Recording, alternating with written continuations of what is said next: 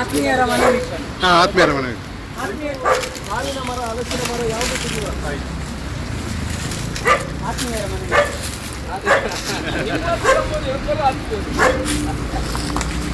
ರಾಜೇಶ್ ಕೊನೆಯಾಗಿ ಇನ್ನೊಂದು ಮನೆ ಇರುವಂತದ್ದು, ಆ ತುದಿಯಲ್ಲಿ ಇರುವಂತದ್ದು ನಮ್ಮ ಆತ್ಮೀಯರು ರಾಜೇಶ್ ಬನ್ನೂರವರು. ಒಳ್ಳೆಯವರಿದ್ದಾರೆ, ನನ್ನ ಭಾರಿ ಆತ್ಮೀಯರು. ತುಂಬಾ ನಾವೊಂದು 20-25 ವರ್ಷದಿಂದ ನಾವು ತುಂಬಾ ಆತ್ಮೀಯರು, ತುಂಬಾ ಆತ್ಮೀಯರು. ಅವರನ್ನು ಮನವೊಲಿಸುವಂತ ಕೆಲಸವನ್ನು ಮಾಡಿ, ಅವರೇನು ವಿರುದ್ಧ ಅಂತ ಏನಿಲ್ಲ. ಅವರು ಹಿಂದುತ್ವದ ಬಗ್ಗೆ ಭಾರಿ ಮಾತಾಡೋರು. ಎಲ್ಲೂ ಮೈಕ್ ಸಿಕ್ಕಿದ ಕೂಡಲೇ ಹಿಂದುತ್ವ ಅವ್ರು ಖಂಡಿತ ಅವರಾಗಿ ಬಂದು ಕೊಡ್ತಾರೆ. ಅವ್ರಿಗೆ ಯಾರು ಹೇಳುವ ಅವಶ್ಯಕತೆ ಇಲ್ಲ, ಅವರಿಗೆ ದುಡ್ಡಿನ ಅವಶ್ಯಕತೆ ಇಲ್ಲ. ಅವರು ಬೇರೆ ಮನೆ ಕಟ್ಟಿಕೊಂಡು ಕೂತಿದ್ದಾರೆ. ಅದರಿಂದ ಅವರು ಸಮಾಜವನ್ನು ಅರಿತವರು, ಸಮಾಜಮುಖಿ ಕೆಲಸ ಮಾಡುವವರು, ನನ್ನ ಭಾರಿ ಆತ್ಮೀಯರು. ಖಂಡಿತ 1-2 ದಿವಸದಲ್ಲಿ ನಾವು ಮುಂದೆ ಅದರ ಹತ್ರ ಹೋಗುವಾಗ ಅವರೇ ಬಂದು ಕೊಡುವ. ಮಾತುಕತೆ ಮಾಡಿದವರು ಜಯರಾಮ್ ಭಟ್ ಅವರ ಅವರ ಹೆಸರಲ್ಲಿ ಲೀಸ್ ಕೊಡಲಿಲ್ಲ, ಅವರ ಹೆಸರಲ್ಲಿ ಯಾವುದೇ ದಾಖಲೆಗಳು ಇಲ್ಲ. ನಾವಿತ್ತು ಅವರ ಈ ಹಿಂದಿನ ವಿಚಾರಗಳನ್ನು ನಾವು ಕೇಳಲಿಕ್ಕೆ ಆಗೋದಿಲ್ಲ. ತುಂಬ ವರ್ಷ ಹಿಂದೆ ಲೀಸ್ ಕೊಟ್ಟವರು 2 ತಲೆಮಾರು ಹೋಗಿ ಆಗಿದೆ. ಅವರಲ್ಲಿ ಯಾವುದಿಲ್ಲ. ಬಟ್ ನಾವು ಅದನ್ನು ಪ್ರಶ್ನೆ ಮಾಡಲಿಕ್ಕೆ ಹೋಗೋದಿಲ್ಲ. ಧರ್ಮ ನಮ್ಮದು. ಅವರಿಗೆ ಮನೆ ಕೊಡ್ತೇವೆ, ಜಾಗ ಕೊಡ್ತೇವೆ, ಮನೆ ಕೊಡ್ತೇವೆ. ಅವರಿಗೆ ಬೇಕಾಗುವಂಥ ಏನು ಪರಿಹಾರ ಈಗ ಕೊಡಬೇಕು ಅದನ್ನು ಕೂಡ, ಅದು ಕಡಿಮೆ ಮೊತ್ತಲ್ಲ. ಎಲ್ಲರಿಗೂ 2 ಲಕ್ಷ ರೂಪಾಯಿಯಲ್ಲಿ ಕೊಟ್ಟಿದ್ವಿ.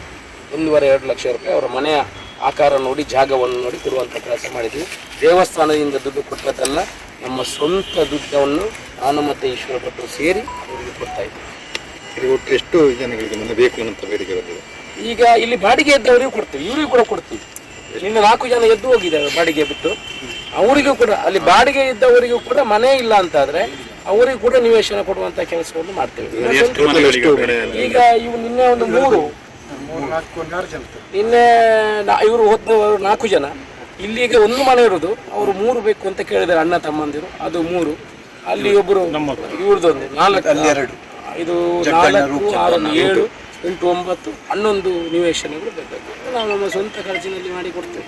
ಎಲ್ಲಾದರೂ ಅವರು ಈಗಲೇ ಆಗಲ್ಲ, 1 ವರ್ಷದ ಅವಧಿಯಲ್ಲಿ 4 ಕಡೆ 6 ಕಡೆ ಅವರಿಗೆ ಜಾಗವನ್ನು ತೋರಿಸಿದ್ವಿ. ಸರ್ಕಾರಿ ಜಾಗ ನಿವೇಶನ ಮಾಡ್ತಾ ಇದ್ದದನ್ನು ವಿಟ್ಲದಲ್ಲಿ ನನ್ನ ಸ್ವಂತ ಖರ್ಚಿನಲ್ಲಿ ಕೂಡ ನಿವೇಶನವನ್ನು ಮಾಡ್ತಾ ಇದ್ದೇನೆ.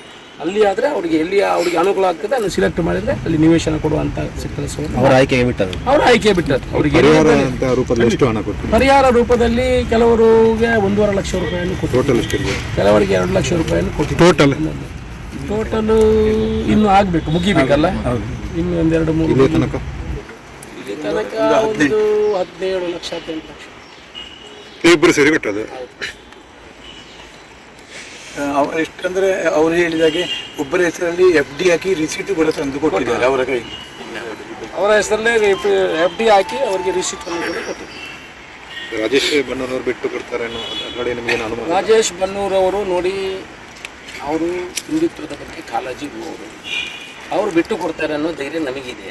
ಒಳ್ಳೆಯವರಿದ್ದಾರೆ, ಸಮಾಜದ ಅರಿವು ಇದೆ ಅವರಿಗೆ.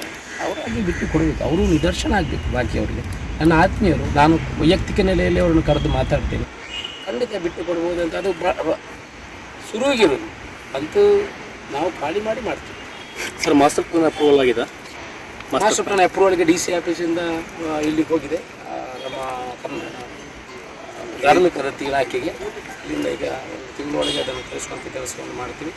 ಡ್ರೈನೇಜ್ ಸಿಸ್ಟಮನ್ನು ಮೊದಲು ಟೇಕಪ್ ಮಾಡ್ತೀವಿ. ಡ್ರೈನೇಜ್ ಸಿಸ್ಟಮ್ ಇರಲಿಕ್ಕೆ ಆನಂತರ ವಾಶ್ರೂಮ್ಸ್ ಟಾಯ್ಲೆಟ್ ಆಗ್ತದೆ.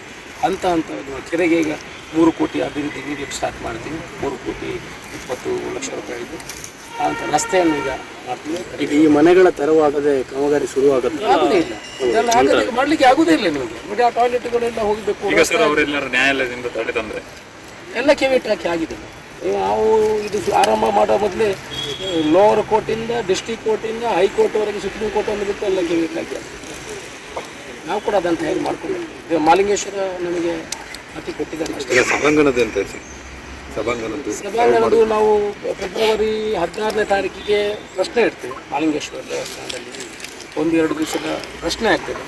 ನಾವು ಯಾವ ರೀತಿ ಹೋಗಬೇಕು, ಯಾವ ರೀತಿ ಮಾಡಬೇಕು, ಇದನ್ನೆಲ್ಲ 2 ದಿವಸ ಚರ್ಚೆ ಮಾಡಿ ಒಂದು ಲಿಸ್ಟ್ ಮಾಡಿ ಪ್ರಶ್ನೆಗಳನ್ನು ಪ್ರಶ್ನೆ ಮುಖಾಂತರ ಚಿಂತನೆಯನ್ನು ಮಾಡಿ ಯಾವ ರೀತಿ ಮುಂದೆ ಹೋಗ್ಬೋದು ಅನ್ನೋ ವಿಚಾರವನ್ನು ಮಾಡಿ ಅನಂತರ ಎಲ್ಲ ಜನರನ್ನು ಸೇರಿ ಪಕ್ಷಾತೀತವಾಗಿ ಅದರಲ್ಲಿ ಪುತ್ತೂರಿನ ಪೂರ್ತಿ ಉದ್ಯಮಿಗಳನ್ನು ಸೇರಿಸಿ ಅದರಲ್ಲಿ ಜಿ ಎಲ್ ಆಚಾರ್ಯ, ಸಂಜೀವ ಶೆಟ್ಟರು, ನಮ್ಮ ಬಿಂದು ವಾಟರ್ಸು ಮತ್ತು ಮುಳಿಯ ಇವರನ್ನೆಲ್ಲ ಸೇರಿಸಿ ಒಂದು ಅಭಿವೃದ್ಧಿ ಜೀರ್ಣೋದ್ಧಾರ ಸಮಿತಿಯನ್ನು ಮಾಡ್ತೀವಿ. ಒಂದು 25 ಜನರದ್ದು ಅದರಲ್ಲಿ ಎಲ್ಲ ಪಕ್ಷದವರು ಎಲ್ಲ ಇವರನ್ನು ಸೇರಿಸಿ ಮಾಡಿ ಆನಂತರ ಒಂದು ಜೀರ್ಣೋದ್ಧಾರ ಸಮಿತಿಯನ್ನು ಮಾಡಿ ಆ ಮುಖಾಂತರ ಈ ಕೆಲಸವನ್ನು ಟೇಕಪ್ ಮಾಡ್ತೀವಿ. ಅಂದ್ರೆ ಈ ಮಾಸ್ಟರ್ ಪ್ಲಾನ್ ಯೋಜನೆಗಳಿಗೆ ಆ ಸಮಿತಿಯ ಸಹಕಾರ ಇರ್ತಾರೆ. ಆ ಸಲಹೆ ಬೇಕಲ್ವ, ನಾವು ಒಬ್ಬರೇ ಮಾಡಲಿಕ್ಕೆ ಆಗೋದಿಲ್ಲಲ್ಲ, ಎಲ್ಲರ ಸಲಹೆ ಸೂಚನೆ ಬೇಕಲ್ಲ. ಈ ದೇವಸ್ಥಾನ ಅಂದರೆ ಎಲ್ಲರದ್ದು ದೇವಸ್ಥಾನ. ಈ ಬಗ್ಗೆ ಸ್ಟೇಷನನ್ನು ಇದು ಮುಗಿಸಿದ ಮೇಲೆ ಸ್ಟೇಷನ್ ಮಚ್ಚಾಗೋದು. ಅವರಿಗೆ ಜಾಗ ಕೊಟ್ಟಿದ್ದು 8 ಸೆಂಟ್ ಜಾಗ ಅಲಾಟ್ ಆಗಿದೆ. ಸರ್ಕಾರದಿಂದ 1 ಕೋಟಿ ರೂಪಾಯಿ ಅನುದಾನ ಬಂದಿದೆ. ಆನಂತರ ಅವರಿಗೆ ಅಲ್ಲಿ 9 ಸೆಂಟ್ಸ್ ಜಾಗವನ್ನು ಕೊಟ್ಟಿದ್ದೀವಿ, ಅನುದಾನ ಆಗಿದೆ. 1 ವರ್ಷದ ಒಳಗೆ ಅವರು ಅಲ್ಲಿಗೆ ಶಿಫ್ಟ್ ಆಗ್ತಾರೆ. ಆ ದೇವಸ್ಥಾನ ನಮಗೆ ಆ ಕಡೆ